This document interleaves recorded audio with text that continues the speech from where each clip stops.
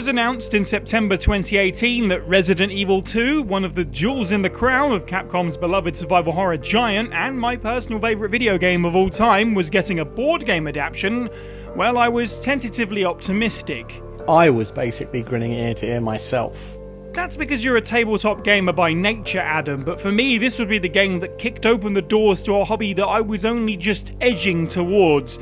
But seeing my favourite game so faithfully recreated for the table, well, I remember going from pretty interested to being pretty in love with the project pretty quickly. Not gonna lie, I did have very much similar feelings as you, Si. I really wanted every crucial element of the video game to be lovingly converted to a new playstyle. Flight-or-flight decisions, the scarcity of the items, the fear that anything could be behind the next door you step through.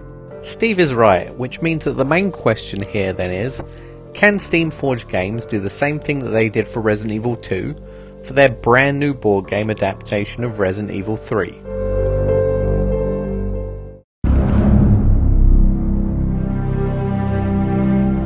So, starting at the beginning, Steamforged Games were very kind to grant us early access to the digital demo for Resident Evil 3 the board game, which allowed us a look at how the game begins, how it looks, and how it feels to play. From the off, previous players will recognise the vast majority of aspects laid out before them. RE3 uses the same survival horror engine, as it's been dubbed, that the previous iteration did, so experienced players won't have to make much of an adjustment. And importantly, just like the Resident Evil 2 board game, it's very accommodating to new players by not overloading them with information. This demo will bring players from two different corners of Raccoon City streets together through waves of shambling undead as they try to make good on their escape. It gave us a chance to put the various different characters, all with their own special abilities, into action, and get a taste for what they all bring, such as Jill's extra maneuverability, or Carlos's great quick reloads. Players can spend more time grabbing items and supplies that may prove useful now or in later scenarios at the cost of taking more turns, and drawing more tension deck cards, potentially putting themselves in harm's way. I think one of the most important things for me is just how the game looks in itself. It's very in line with what we've come to expect from Steamforged, especially in terms of their miniatures.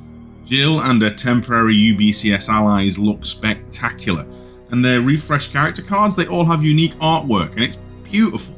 And on the subject of artwork, the company have taken efforts to improve in areas that I'd say were a little bit lacking last time. Like, they've made the streets and the buildings of the Doom City this nice mix of vibrant yet also dark and brooding, while keeping that familiar iconography. The demo also gave us our first taste of something brand new for Resident Evil 3 the board game, and that was the narrative deck, based upon the video game's life selection element. These cards ensure that players will be presented with tough choices to make that could affect their ongoing campaign in many different ways, some good, some bad, some that result in the crushed head of a certain individual and a potential boss fight against everybody's favourite leather-clad daddy of destruction. Yes, indeed, you couldn't have Resident Evil 3 without Nemesis, and he is lovingly recreated to the same high detail that the Resident Evil 2 miniatures were. We also have a whole range of monsters to contend with, too, naturally, and all of them are recreated beautifully or fittingly horrific depending on your outlook.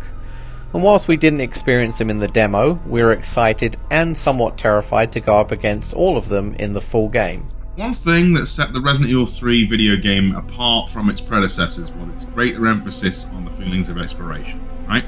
Players finally got the chance to really spend some quality time in the deserted, decaying, undead-filled streets of Raccoon City. And they were tasked with finding supplies and escaping the city's eventual thermonuclear annihilation.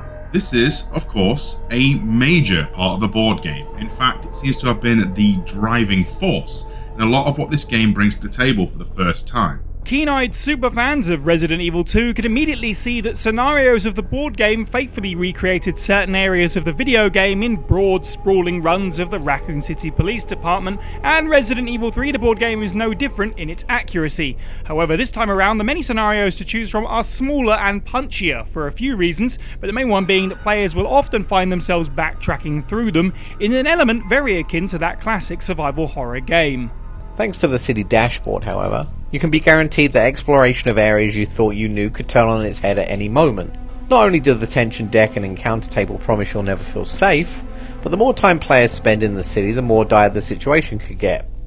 The higher the city danger level rises, the harder it may be for our intrepid survivors to well, survive. The tension deck also features several tweaks to give it an even higher power over your intestinal fortitude. Effects of these cards can be impacted and exacerbated by how far the city danger level has now risen, and even more strikingly, these cards can also inform how enemies may behave when it's their time to attack. This is to say that all of these elements are designed to instill fear into you, and are now brilliantly woven together. The tension deck is an anchor to the horror. And this is all just information that we've gathered from playing the demo and reading the regularly scheduled updates from Steamforged. Who knows what lurks out there in the rest of the city in places such as Uptown, Downtown, the Commercial District, the Clock Tower and beyond.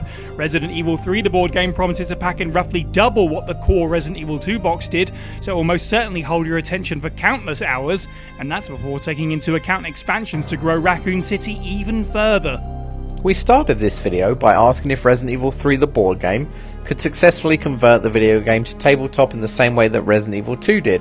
And well, I think I speak for all of us when I say it completely blows our expectations out of the water. I absolutely agree. In the same way that Resident Evil 2 the board game missed absolutely nothing that made the video game great, Steamforged have done it again with Resident Evil 3.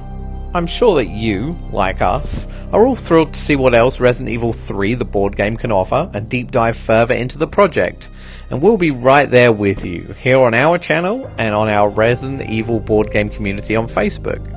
This has been Adam, Steve, and Sai for First Aid Spray. If you'd like to hear us talk in depth about the Resident Evil board games even more, or Resident Evil in general, have a little explore of our channel and make sure to subscribe. Happy kickstarting, and remember everyone, have a good week.